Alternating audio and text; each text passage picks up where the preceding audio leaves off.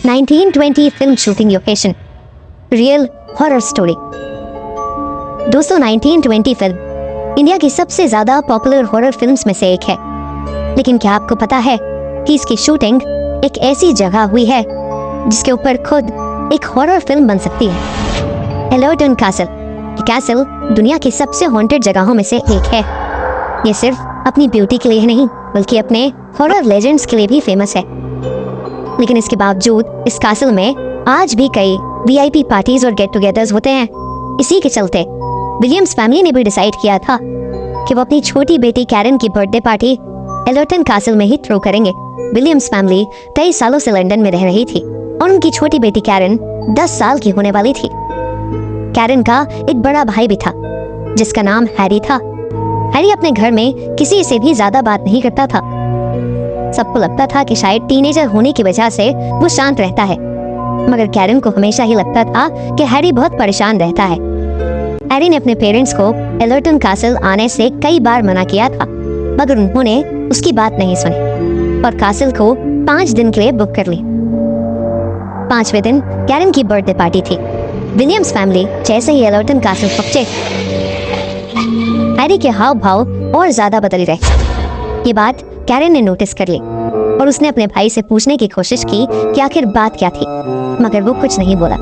उन्हें वहां पहुंचते पहुंचते रात हो गई थी और इसी वजह से विलियम्स फैमिली खाना खा के सोने चली गई। अपने रूम तक जाते हुए कैरन को स्टेयरकेस पर एक बच्चा दिखा जिसकी उम्र लगभग उसके जितनी ही थी। कैरन ने हाथ हिलाकर उस बच्चे को वेव किया, मगर वो बच्चा सीढ़ियों से ऊपर भाग गया। कैरन भी उसके पीछे पीछे जाने लगी और उसने देखा कि वो बच्चा उसके भाई हैरी के रूम में घुस रहा था। कैरन रूम के अंदर जा पाती उससे पहले ही उसने देखा कि हैरी दौड़ता हुआ अपने रूम से बाहर आया। उसके चेहरे पर एक अजीब सा खौफ था और उसका डर के मारे पसीना बह रहा था। हैरी ने कैरन का हाथ पकड़ा और उसे उसके रूम में ले गया। कैरन को अपने भाई के हाव भाव बिल्कुल समझ नहीं आ रहे थे, तो उसने हैरी से उस बच्चे के बारे में पूछा। हैरी ये सुनकर चौंक गया और उसने कैरन को उस बच्चे से दूर रहने को कहा। इसके बाद वो दोनों अपने अपने रूम में सो गए। सोते हुए कैरन को ऐसा लगा कि जैसे उसके सर पर किसी ने हाथ रखा था और धीरे धीरे वो हाथ उसके गले तक जा रहा था और अचानक ही उसे चोक करने लगा था। कैरन ने जैसे ही आंख खोली उसके होश उड़ गए। हैरी उसके ऊपर बैठा उसका गला दबा रहा था। कैरन डर के मारे चिल्लाने लगी और तभी उसके पेरेंट्स भागते हुए रूम में आ गए। कैरन ने अपने पेरेंट्स को बताया कि कैसे हैरी उसे मारने की कोशिश कर रहा था। उसके पेरेंट्स इसे सुनकर घबरा उठे। हैरी ने कभी भी ऐसा कुछ नहीं किया था। हैरी अचानक ही रोने लगा और कहने लगा कि जब उसने देखा तो कैरन की जगह कोई डरावना सा इंसान बेड पर सोया हुआ था और इसलिए हैरी ने उस पर हमला किया था। उसके पेरेंट्स को लगा कि शायद हैरी को किसी तरीके का भ्रम हुआ होगा, इसलिए उस रात उन्होंने हैरी को अपने रूम में ही सुला लिया। उस रात के बाद ज्यादातर हैरी अपने रूम में ही रहता था और वो अपने रूम की खिड़की से गार्डन में खेल रही कैरन को देखता रहता था।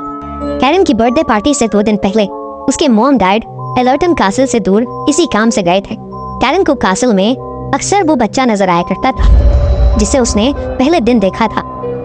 उसी रात कैरन अपने रूम में बैठी अपनी बर्थडे ड्रेस को पहनकर देख रही थी कि तभी उसने शीशे में देखा कि वही बच्चा उसके रूम में झांक रहा है।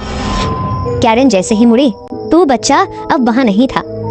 कैरन दरवाजे से निकलकर कॉरिडोर में गई और उसने देखा कि वो बच्चा स्टेयरकेस के पास खड़ा स्माइल कर रहा था, मानो कैरन को अपने साथ खेलने के लिए बुला रहा हो। कैरन भी उसकी तरफ बढ़ने लगी, मगर तभी अचानक कुछ ऐसा हुआ कि कैरन के पैरों तले जमीन खिसक गई।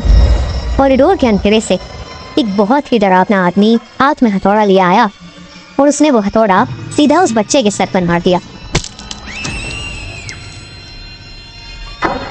वो बच्चा उस वार की वजह से सीढ़ियों से नीचे गिर गया और नीचे गिरते ही गायब हो गया।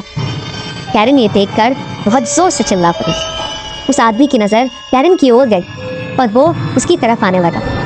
तभी हैरी वहां आ गया और उसने अपनी बहन कैरन को धक्का दिया और खुद उस आदमी के सामने आ गया।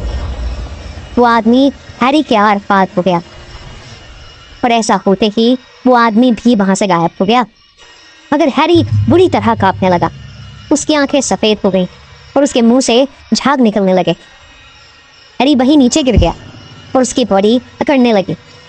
वो बहुत ही ज़्यादा भयानक लग रहा था। देखते ही देखते हैरी बिल्कुल शांत हो गया। उसकी मौत हो चुकी थी। ये देखकर कैरन सर से लेकर पांव तक खौफ में थी। कुछ देर तो वहीं जमी खड़ी रही, मगर फिर हिम्मत करके वो हैरी के रूम में गई और हैरी के फोन से उसने अपने पेरेंट्स को कॉल किया। जब मिस्टर और मिसेस विलियम्स घर पहुंचे तो कैरन हैरी के रूम में बेहोश पड़ी थी। जब वो होश में आई तब उसे कुछ भी याद नहीं था। पूरी विलियम्स फैमिली इस इंसिडेंट से हिल चुकी थी।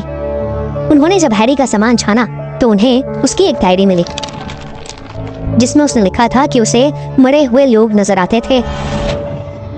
हैरी ने बचपन में भी ये सब अपनी मॉम को बताने की कोशिश की थी पर उन्होंने कभी उसका विश्वास नहीं किया, पर हैरी का मजाक समझकर उसे इग्नोर कर दिया। हैरी को अपना एक गिफ्ट एक कर्ज की तरह लगने लगा था और वो कैरन की सेफ्टी के लिए बहुत परेशान रहता था।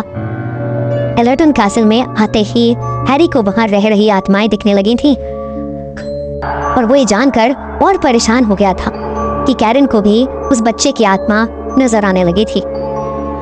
उस बच्चे के अलावा वहां एक और इविल आत्मा भी थी जो कैरन को हार्म करना चाहती थी और उसी आत्मा से कैरन को बचाते बचाते हैरी ने अपनी जान दे दी। आसपास पूछने पर पता चला कि हैरी सच कह रहा था। इस कैसल की कहानियों पर माने तो वहां 3 आत्माएं रहती थीं। कभी किसी को एक औरत का भूत दिखता था जिसे लोग कैसल की मालकिन कहते थे, तो कभी एक छोटे बच्चे का, और साथ ही वहां एक बहुत ही इविल स्पिरिट का भूत भी था। वो लोग कहते हैं कि वो इविल स्पिरिट एक कारपेंटर की है जो उस कैसल में काम करता था। उस कारपेंटर की कैसल के मालिक से लड़ाई हो गई थी और इसलिए उस कैसल के मालिक ने बड़ी बेरहमी से उसे मार डाला था। उस दिन के बाद से पूरी विलियम्स फैमिली कभी कैरन का बर्थडे दोबारा नहीं मना पाई क्योंकि उसका जन्मदिन अब उन्हें एक बेहद खौफनाक हादसे की याद दिलाता था।